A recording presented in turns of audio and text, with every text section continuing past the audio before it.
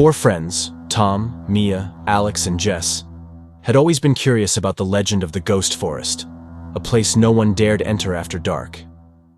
The story went that once, long ago, the forest had been alive, but a mysterious force drained the life from it, leaving only hollow, dead trees. It was said that the spirits of those lost in the forest still lingered, waiting for someone to join them. Determined to prove the legend wrong, the friends ventured into the ghost forest just as the sun began to set. The trees loomed over them like skeletons, their branches brittle and sharp, casting long, twisted shadows across the forest floor.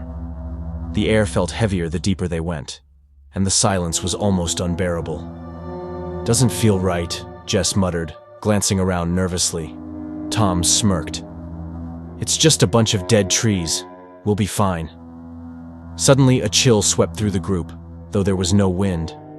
Mia pointed to a clearing ahead. "Let's stop there. We can set up camp and head back in the morning." As they settled in, Alex noticed something strange. Their footprints, which should have led them back the way they came, were gone, as if the forest had swallowed them. "Guys, the trails disappeared." Before they could react, the sound of soft, distant footsteps echoed around them, but no one was there. Tom called out, "Hello? Is anyone there?" No answer. Just the footsteps, circling closer. Then, from behind one of the trees, a figure appeared, a pale, translucent form of a man with hollow eyes. He stood silently, staring at them, as more figures emerged from the shadows.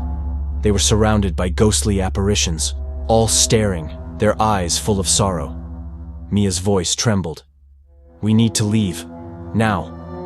They scrambled to pack, but the ghostly figures moved closer, their expressions desperate, as if they were pleading for something.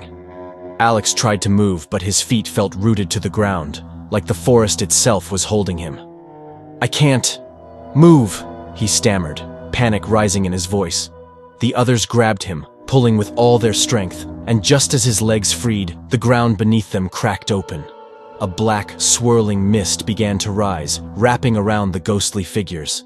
The spirits' hollow eyes widened in terror as they were pulled into the mist, disappearing one by one. The friends ran, hearts pounding, barely able to see through the fog that had engulfed the forest. When they finally broke free of the trees, the mist stopped, and the whispers died out.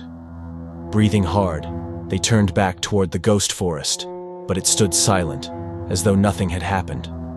Only one thing was different. The faces of the spirits they had seen were now carved into the dead trees, watching, waiting for the next group to enter.